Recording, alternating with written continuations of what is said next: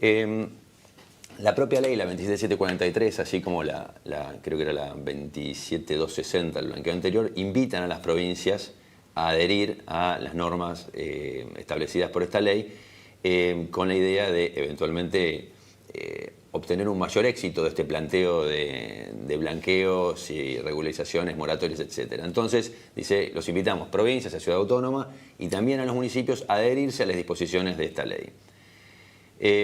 A favor de adherir tienen que lo que surja del blanqueo, la recaudación del blanqueo, es coparticipable. Entonces, pareciera que desde ese punto de vista todos tendríamos que acompañar. Pero bueno, los que me lean en Twitter ya saben que soy bastante crítico con el federalismo fiscal. O sea, sí creo que el federalismo es una ventaja desde el punto de vista nacional, político, pero a nivel manejar el sistema tributario de todo un país es un lío para mí. O sea, coordinar provincias, municipios, cada vez más municipios, que entre ellos no haya una doble imposición, etcétera, la verdad que es un dolor de cabeza y por eso nada, simplemente lo planteo como tributarista que no me gusta el federalismo desde el punto de vista fiscal, independientemente de que es muy útil para un montón de otras cosas, y ahora vamos a ver quizá por qué, ¿no? Bueno, ¿qué van a hacer las provincias? Van a adherir de acuerdo a cómo votaron en el Congreso. La verdad que hay bastante incomodidad en algunas provincias y, bueno, hablando con colegas, me comentaban que muchas están pensando no adherir o están negociando en forma particular con el gobierno nacional cómo adherirían y entonces nada, tendremos que ir esperando a ver qué va surgiendo, pero claro, cuando aconsejamos a nuestros clientes regularizar, vamos a tener que tener en cuenta que se pueden afrontar costos provinciales que son una trampa feroz, si es que eventualmente no se logra algún tipo de acuerdo. Sí, el gobierno nacional también puede presionar, tiene herramientas como para lograr que las provincias empujen la aprobación, pero hoy las provincias están fuertes y están unidas entre ellas y van a hacer negociaciones duras. Entonces, lo que está pasando en este momento es que hay negociaciones con Cava, que pareciera que está caminando, está avanzando. Neuquén ya vamos a ver la particularidad que está planteando. Y en otras provincias primero dijeron un no y después se están abriendo negociaciones como para que se destrabe y que este programa además tenga éxito, porque si todas las provincias van a transformarse en un posible problema, quizá, por lo menos provincia de Buenos Aires, que es la que está más opuesta al gobierno nacional, es la que más miedo le tenemos, realmente el éxito del blanqueo puede quedar rengo, ¿no? Una pregunta es si será fácil para las provincias recabar esta información. Entonces, tienen que imponer una obligación a los bancos de informar a cada provincia sobre quiénes abren una cuenta especial.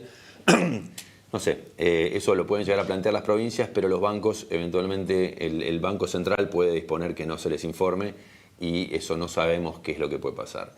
Obtener un listado del gobierno nacional, nos comentaban recién que hay un acuerdo de intercambio de información entre Estado nacional y provincial y que debiera el Estado Nacional proporcionar a las provincias la información de quienes hayan blanqueado, pero que en el caso de Tierra del Fuego, oportunamente en el blanqueo anterior del 2016, Tierra del Fuego no obtuvo la información proveniente de AFIP. Así que pareciera que la Nación puede, de alguna manera, frenar la entrega de... Si bien se les puede hacer un juicio y se puede hacer un planteo judicial por esto, la Nación podría no entregar en la práctica la información relativa a blanqueo. Y si no, también se puede obligar a los contribuyentes de cada provincia a presentar una declaración jurada diciendo que adhirieron al régimen de regularización. Acá que lo cumplan o no será una cuestión del poder de cada provincia. Entonces acá lo que vemos que en el 2016 que esto ocurrió y que las provincias fueron adhiriendo, yo creo que a excepción, creo que no sé si no adhirieron Chaco y Tierra del Fuego, porque hay un problema constitucional ahí, pero bueno, fueron adhiriendo y cada una adhirió diferente. O sea, por la Ciudad Autónoma habla de todo tributo omitido, no se aplica un impuesto adicional. En Buenos Aires es ingresos brutos, transmisión gratuita de bienes y sellos, y cada uno lo va legislando de una forma diferente, por ahí con cupos del beneficio, no con un beneficio, bueno, todo lo que se haya omitido, listo, quedó condonado, sino que dice, bueno, hasta el monto de que se blanqueó por los ingresos que signifiquen, etcétera, etcétera, se va a liberar de ingresos brutos, y así. Entonces, el texto de la aprobación o la adhesión de cada provincia es importante de analizar en cada uno de los casos, porque algunos plantean que se exonera de todo tipo de impuesto, pero hace una alusión a las sanciones genéricas. La verdad que tendría que decir puntualmente que se libera de multas, de intereses, de denuncia penal, etcétera, etcétera, como lo hace en su momento, pero con el mismo signo político, la provincia de Buenos Aires.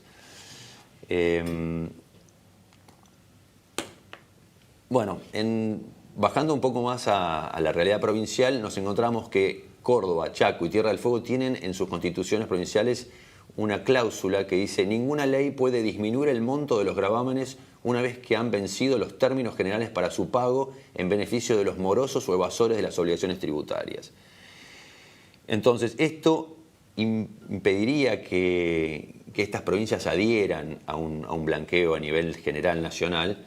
Si bien Córdoba, en el último blanqueo, adhirió en pleno incumplimiento de su constitución provincial. Pero bueno, como no hubo ningún planteo con relación a eso, se le dio para adelante y esa adhesión fue perfecta, no pasó nada. Pero la Constitución de Tierra del Fuego es como que da un paso más. Dice que sanciona con pena de exoneración a los funcionarios que establezcan excepciones o disminuciones en el cobro de los impuestos y los hace personal y solidariamente responsables por los tributos que se dejaran de cobrar por la administración pública. Esto quiere decir que si querés liberar lo que quieras, haz con la norma que quieras, pero después te vamos a ir a reclamar a vos que pongas de la tuya para que se cubra lo que el fisco provincial dejó de recibir. Entonces, acá se va a abrir un interrogante: ¿cómo van a actuar estas provincias con relación a lo que aparece hoy? Entonces, acá yo creo que Tierra del Fuego, como no adhirió la vez pasada, tampoco va a adherir.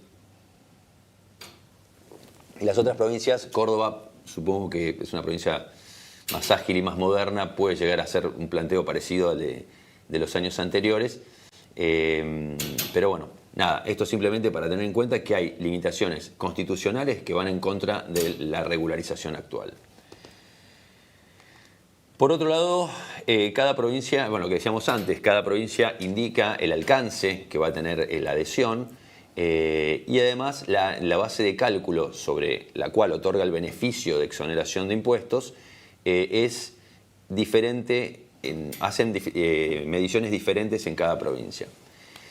No vamos a meternos en cada una de estas cosas ahora, simplemente creo que el objetivo de esta charla es que ustedes entiendan la magnitud de este problema, que en principio, cuando empezamos a analizar el tema, nadie lo indicó como una problemática, y hoy, analizando las posibilidades que tienen las provincias a efectos de cobrar y de aplicar sanciones, cobra una importancia vital a efectos de recomendar tranquilamente la regularización. Por ejemplo, la provincia de Buenos Aires en el 2016 lo que planteó es una liberación de ingresos brutos hasta un importe determinado, liberación de sellos hasta un importe determinado, liberación del impuesto a la transmisión gratuita hasta un importe también fijo, no fijo pero determinado, liberación de intereses, multas, recargos, liberación de toda acción penal de la ley 24769. Se detalla la aplicación del beneficio para contribuyentes del convenio, o sea que se hace una especie de una explicación de cómo aplica este beneficio para quienes estén dentro del convenio, hablando de sus coeficientes, etc.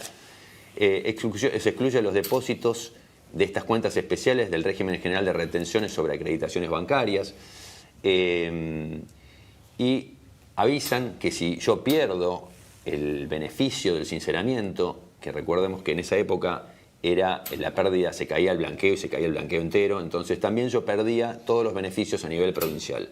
Hoy el blanqueo plantea que si yo se me encuentra en un bien por encima del 10% de lo regularizado, lo que va a pasar es que se va a caer el beneficio del tapón fiscal, no me acuerdo si es el 34 inciso D, pero no se cae el blanqueo, que esto es importante. Acá las provincias tendrán que ver eventualmente qué es lo que hacen si hay una detección o hay un daño en el blanqueo, pero a nivel nacional. Pero bueno, en este caso, si se caía el blanqueo, yo perdía todos los beneficios a nivel provincial y era la catástrofe de perder el blanqueo, que ya era un drama. Se adhería o se sumaba el problema provincial, que iba a ser enorme también.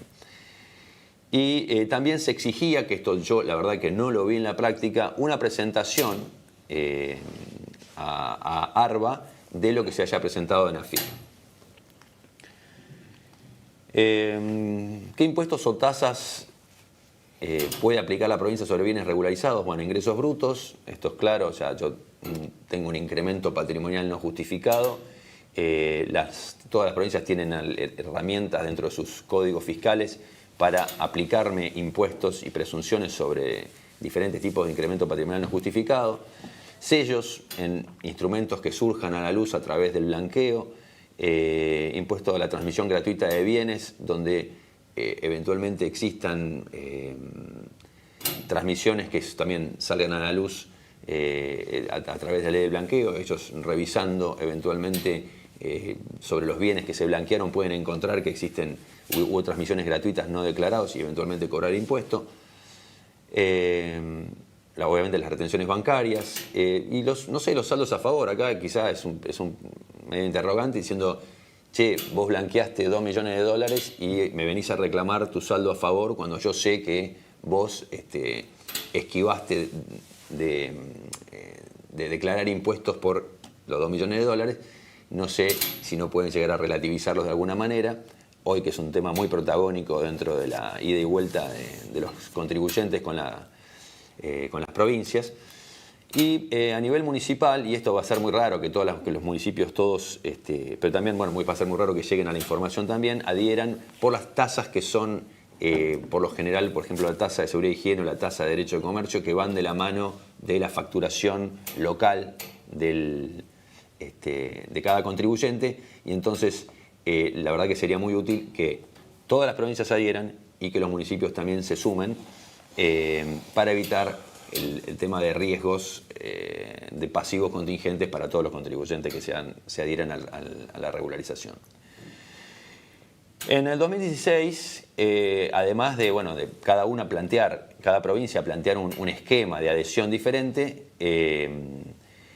hubo provincias como Salta, Río Negro y San Juan que plantearon cobrar una especie de sinceramiento, en ese momento se llamaba sinceramiento, no regularización, un sinceramiento propio, ¿no? Entonces Salta cobraba un 10% del impuesto al sinceramiento. Esto se podía evitar si yo invertía lo que había blanqueado en la provincia de Salta, cosa que debe ser difícil que yo todo lo que blanqueé lo invierta automáticamente en proyectos en Salta. Río Negro, que hacía una especie de análisis vinculado a ingresos brutos omitidos, entonces establecía una tabla que iba del 0,5 al 1% sobre los ingresos, o sea, sobre el monto sincerado. Y San Juan, que hacía algo muy parecido a Salta. Entonces, la verdad que acá no tengo evidencia de que esto se haya llegado a cobrar. La verdad es que si alguno la tiene, estaría bueno que me escriba y me cuenta. Pero bueno, estaba en la legislación, está esto y está como dentro de todas las leyes de adhesión que se firmaron en ese momento. En el 2024 ya tenemos alguna provincia que está planteando algo parecido a lo que en su momento hizo Río Negro, Salta y San Juan, que es Neuquén. Neuquén planteó una adhesión que, dice, se libera del pago de ingresos brutos a los sujetos que adhieran al blanqueo, pero ojo, que los que blanqueen por encima de $100.000 van a sufrir una alícuota progresiva que va a ir del 0,75 al 1,25% del monto blanqueado. O sea, esto es un encarecimiento, en el caso de que esto me tome el primer tramo, que estoy en el 5%, de un 25% en el caso de la alícuota máxima del valor que voy a blanquear. O sea, cuando yo hablo con mi cliente de que ingrese a la regularización, etcétera, etcétera, tengo que prever que eventualmente, si tiene bienes en Neuquén o si es de Neuquén, puede sufrir un extra de un 1,25. Acá quizá hay alguna cuestión constitucional donde juegue que yo solamente voy a poder gravar con estos impuestos a la gente que sea residente en Neuquén, o eventualmente habrá que hacer una especie de convenio multilateral de impuestos adicionales al blanqueo, lo cual la verdad que no, en este momento me excede. Pero bueno, esto es peligroso porque es una punta de lanza a través de la cual se pueden llegar a sumar otras provincias. También prevé una reducción del impuesto de sellos del 50% para quienes blanqueen. Ahí también está dejando abierta la puerta a que parte del impuesto de sellos se me cobre. Entonces, nada, esto hay que tenerlo en cuenta, hay que ver qué es lo que surge de este proyecto, si realmente prospera o no, y entonces también otro elemento que vamos a tener que considerar a efectos de asesorar con un poquito más de precisión sobre las posibles contingencias relativas a la adhesión. Bueno, acá son hipótesis de casos, creo que sí, quien regularice bienes de cambio, la verdad que la regularización de bienes de cambio hoy no parece muy atractiva, si bien hay determinados análisis que indican que puede haber algún tipo de beneficio en esta regularización de efectivo, de cuentas bancarias no declaradas, bienes de uso. Bueno, también tenemos que ver que cuando se regulariza a nivel nacional, socios o accionistas de una sociedad generan lo que se llama efecto contagio sobre una sociedad, y entonces queda liberada también la sociedad de planteos fiscales a nivel nacional. Esto también puede ser tomado a la inversa por los fiscos provinciales y decir, bueno, si blanquearon los socios es porque la sociedad tuvo ingresos, y tener que discutir eso. Regularización por parte de una persona humana de cualquier bien que el fisco presuma que obedece al ejercicio de una actividad no declarada. Bueno, estas son algunas de las muchas hipótesis que puede dar lugar a que los fiscos provinciales aparezcan planteándome una determinación de oficio sobre lo que yo exterioricé o regularicé. Para citar el caso de cómo es una determinación de oficio en Provincia de Buenos Aires, lo que se plantea es que cuando en el caso de una determinación en base presunta, cuando se encuentre un hecho cierto, a partir del cual se puede eventualmente llegar racionalmente a otro hecho presunto, y eso está planteado directamente en la ley, vamos a tener que cada cosa que yo declare en el blanqueo va a generar un efecto fiscal a los ojos de un fiscalizador provincial. Acá me establece cómo es la presunción en el caso de diferencia de inventario, va a decir que lo que yo estoy mostrando como incremento patrimonial, o sea, lo que yo declaré eventualmente de incremento de bienes de cambio en el blanqueo, es la utilidad contenida en el periodo fiscal cerrado inmediato anterior. Eso va a generar que se va a multiplicar por el coeficiente de renta bruta el monto ese, y se va a incrementar la base imponible de ingresos brutos en lo que surja de ese cálculo. Eso les muestra un poquito la gravedad de la cuestión, o sea que no es solamente pensar en un 3,5, en un 4% más sobre lo que blanqueé, sino que lo que blanqueé en ese caso es utilidad bruta. La base completa es mucho más grande. Después, bueno, habla de ventas o ingresos, el monto detectado se considera para la base imponible, etcétera, etcétera. Bueno, habla también de los incrementos patrimoniales no justificados, que dice que más un 10% en concepto de renta dispuesta o consumida representará montos de ventas omitidas. Entonces, tenemos todo un abanico de legislación que se ocupa de señalar al fiscalizador o al inspector cómo se tratan estas cosas que nosotros vamos a eventualmente regularizar mediante la herramienta del blanqueo actual. ¿Qué multas o recargos o sanciones puede aplicar la provincia sobre bienes regularizados? Y bueno, la multa por omisión o por defraudación, acá eventualmente se puede, no sé, es más para Rodrigo eso, pero si defraudación sobre algo que no sé si se puede plantear en este caso, pero seguro que la multa de omisión, cuando se habló en las legislaciones provinciales, la de defraudación también estaba incluida, como pasa directamente a la ley penal. Se condonaba. Sí. Intereses o recargos, y la denuncia penal que eventualmente, cuando se superen los montos, el fisco provincial está facultado a hacer. Y acá hay otra cosa que estaría bueno, que si vamos a adherir, o si vamos a... La verdad que yo entiendo que la Nación debiera mandarles un proyecto o una especie de modelo de adhesión deseable, cosa que acá lo estoy diciendo pura y totalmente desde la óptica de un contador, porque a mí me gustaría que no diga solamente que lo que yo blanqueo queda libre de impuestos y queda libre de sellos y que queda libre de impuesto a la transmisión gratuita eventualmente en Provincia de Buenos Aires, sino que diga que a nivel provincial también opera el tapón fiscal. Quiere decir que sí, porque por ahí yo puedo blanquear, viene una provincia, dice, bueno, muy bien, lo que vos blanqueaste está todo exonerado de impuestos, está todo libre de impuestos, no hay ningún problema, pero detectamos que en esa cuenta que vos sinceraste o regularizaste, hay un ingreso de $300.000 que después se va. Bueno, sí, bueno, pero eso está el tapón fiscal. No, bueno, el tapón fiscal es un beneficio que te da la Nación con la ley 27743, pero nosotros no adherimos, adherimos a darte un beneficio de liberación sobre lo que vos estabas, la foto de tu regularización. Y entonces, de vuelta me queda destapadas las patas. Entonces, nada, simplemente esto es una idea de sugerencia de que se incorpore a las legislaciones que vayan adhiriendo una atención a que se adhiere también a los efectos del tapón fiscal, ¿no?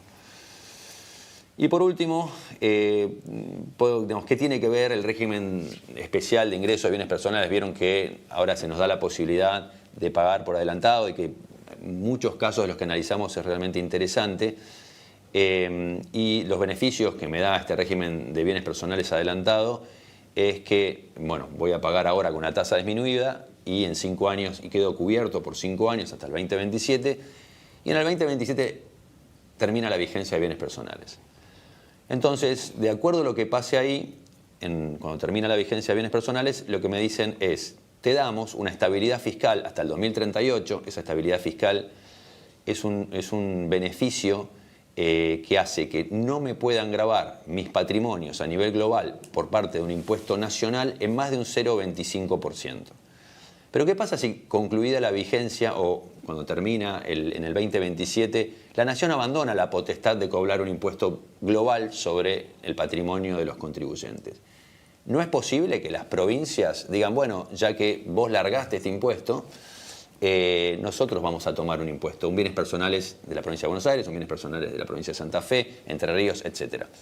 Entonces, el amparo que yo obtuve mediante el adherirme a este régimen de pagar en 5 años bienes personales, lo pierdo, porque lo que me planteó la ley es una garantía de estabilidad hasta un 0,25 a nivel nación. Pero si se abandona esa potestad tributaria, y acá lo que no me gusta el federalismo, esa potestad puede llegar a ser tomada por los fiscos provinciales, y ahí la estabilidad no me sirve para absolutamente nada. Entonces, nada, creo que con esto estoy concluyendo la charla. Cualquier pregunta, cualquier inquietud que tengan, se los agradecemos, nos envíen por escrito y bueno, espero que les haya resultado útil por lo menos despertar la inquietud y la curiosidad respecto de este tema. Bueno, muchísimas gracias, muy claro, muchas dudas, muchas preguntas, tan pocas respuestas. No sé si Gonzalo, ¿quieres hacer un comentario? José, ¿quieres hacer un comentario al respecto de No, me parece muy oportuna tu participación en algo clave que estamos todos resolviendo. Muy completa porque no solamente, en realidad, debemos aclarar, no hay ninguna provincia que se haya adherido a la fecha, ¿bien? Pero creo que, por un lado, traer lo que oportunamente se hizo en cada una de las jurisdicciones con cada una de las suertes de blanqueo, pero claro, tenemos que ver también el tenor político, ¿no? Porque en aquel momento, 2016, la provincia de Buenos Aires adhirió y había que estar viendo quién gobernaba en el 2016 y el aspecto político sin lugar a duda es fundamental. Y no con el ánimo de preocuparnos aún más, pero hay algo que lo tengo que decir. Vos hablabas de qué pasará con los saldos a favor y en realidad en todas las jurisdicciones lo que se ha implementado es la calificación de riesgo fiscal, ¿bien? Y con esto mayores recaudaciones. Entonces, en este esquema, cualquier jurisdicción que conoce que tal sujeto adhirió al blanqueo, con solo conocer, ya automáticamente entra en la presunción de omisión en calificación de alto riesgo y con recaudaciones bancarias por el techo, ¿bien? O sea que no se tiene ni que ir a hacer una determinación en base a las presunciones que vos estabas diciendo. Y a su vez, mientras vos hacías la exposición, yo pensaba en algo inédito que tuvimos como experiencia este año, que es este anticipo excepcional, bien, de ingresos brutos que impuso la provincia de Buenos Aires y este anticipo adicional de ingresos brutos que impuso la provincia de La Rioja. ¿Y cómo lo impuso? Partió de un impuesto que es declarativo a una liquidación administrativa, ¿bien? O sea, que automáticamente me dijeron, tome señor, esta es su boleta, vaya y páguelo al banco, ¿bien? Entonces, con esto también tendrían la facultad de poder hacer esto en base claramente a las presunciones que vos indicaste. Así que, sin duda que es un escenario bastante difícil al enfrentar, pero vale mucho la exposición porque hay que hacer los recaudos necesarios con las empresas o con los clientes que tenemos que asesorar, así que muchísimas gracias.